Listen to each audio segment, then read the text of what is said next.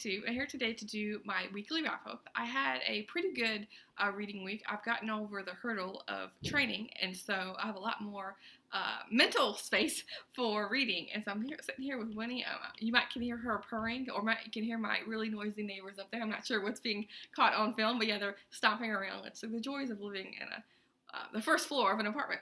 But yeah, let's get into the books. The first one I read was Slouch Witch by Helen Harper. And maybe you can see this cover that's kind of glary with the tablet.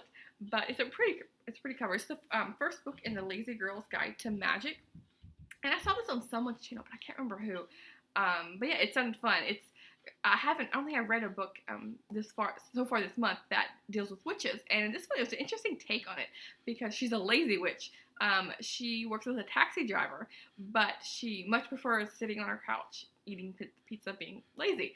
But she gets sucked into solving a mystery of sorts, but she doesn't do it like a normal mystery way of, she's a detective and like she's sleuthing, trying to find what's happening. And this, she kind of stumbles upon answers and stumbles upon different things that takes her on her journey. So it was an interesting story. It was like a light read to read during my work week because most of my time was devoted to reading this chunk of a book, William Matthew Thackeray's Vanity Fair. I finally finished this one. And it's been on my to-read list forever. And I'm so happy to have read it. It's probably one of my, it's made it up to one of my favorite Victorian literature books. I love the satire and the humor in this. I mean, you have a very vivid, strong character in Becky Sharp, who's, a very independent woman.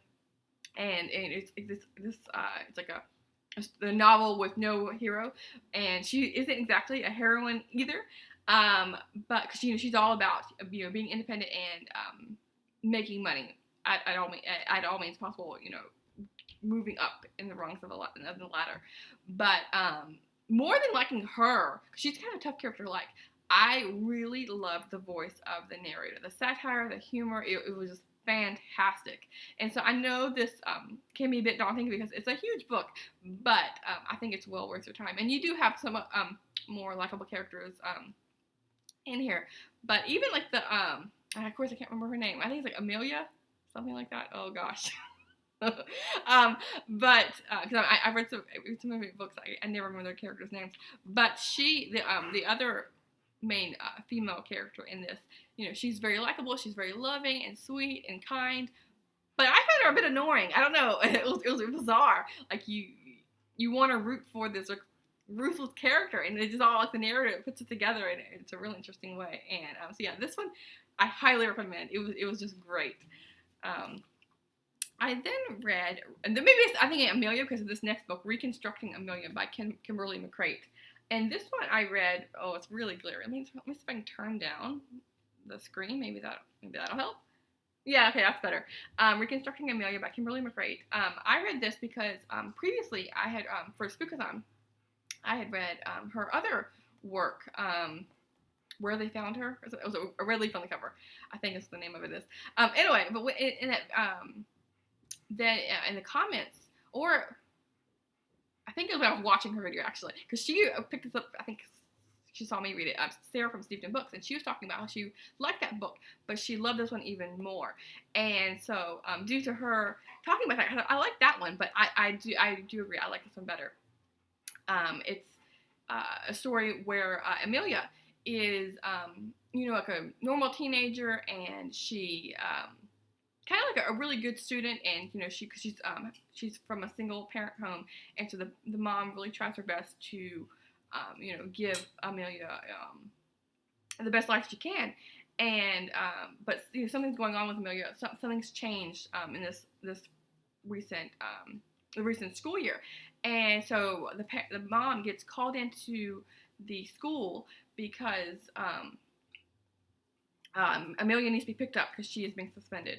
But when she arrives there, there's cops and ambulances there, and it doesn't end well for Amelia. And so this is all about solving the mother solving the mystery of what happened to her daughter, because she is found dead. And so is it suicide, or was it someone who killed her? And it's really reconstructing Amelia. It's like basically the mother finding out what has gone on this school year, what has led up to this event, and it was riveting. It was very good. I then read Carmilla by J. Sheridan Le Fanu, something like that. And this is actually, it's a really interesting cover. It's very red. This was actually the inspiration, one of the inspirations for Dracula. This was before Dracula. And in this one, instead of it being a scary vampire who is very formidable and not friendly, this one it's a female, and she is actually welcomed into the home, and it's kind of like a beloved member of the family. But and it's really focusing on the relationship with the vampire and a woman in the family. And so it's more that, like, their loving relationship than it is like a scary horror story. But unfortunately, the vampire's companion is slowly withering, and why is that? And so this is a really short novella, unlike Dracula, which is a bigger book. If you want a cool vampire, like original vampire story, then this is pretty short. It's like I don't know how many pages it is. Let's say the paperback edition is 108 pages. So yeah, it's a really quick read, and it was really fascinating to see like the inspiration for some vampire tales. And then I read The Infinite Noise by Lauren Shippen. And this was an interesting twist because it's mainly a gay love story, but there's like a paranormal element because Caleb has, he's not normally a fighter. He, he doesn't only get into fights. He's not very aggressive. But he finds himself attacking someone in school, and so he seeks therapy, and come to find out he's called atypical, where he not only can read a person's emotion, and you can see what's going on, they can be empathetic with them, but he can actually feel their emotions in himself, and he can associate colors with it. And so he's kind of he's dealing with this power of sorts. So it's kind of it's like a magical element here, a magical realism element in here. But so in him dealing with the therapy and figuring out what's going on, he because as you can imagine, it's really going in high school, experiencing everyone's emotions is a rough ride. But for some reason, he finds himself drawn to Adam, who is the partner in the story. And they're not really similar because Adam is very quiet and easygoing, and he just wants to get through school without being bullied.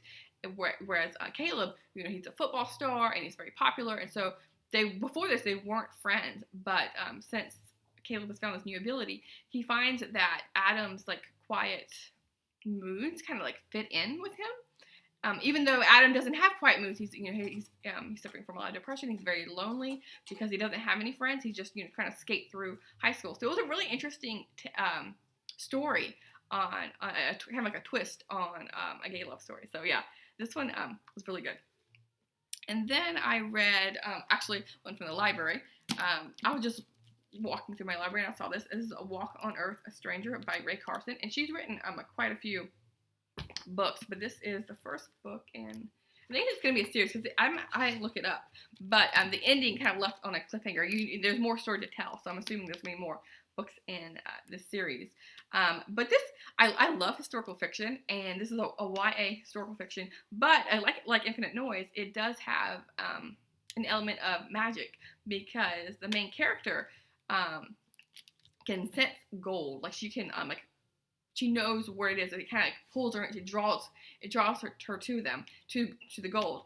And so it opens up in the 1840s with the gold rush, and something happens with her parents. So she's left alone, and so she makes her journey west to California for the gold rush, and she's with a friend. And so it's kind of like the Donner Party, where there's lots of death and lots of hardship in making the journey west, but it's also a coming of age story. It really reminded me of True Grit, if anyone's read that or seen the movie. The strong-willed character who does anything to be able to be independent, not be boxed into that definition of weak-willed female who can't do anything, especially in the 1800s, with the mindset of the time. And so yeah, it was a really fun story. You're rooting for the main character, and yeah, it was. I was like turning the pages. It was a really easy read, and it was a great way to end my week. Yeah, these are all the sorry, hit the camera. These are all the books I read this week. Let me know if you've read any of them, and I'll see you soon. Thanks, BookTube.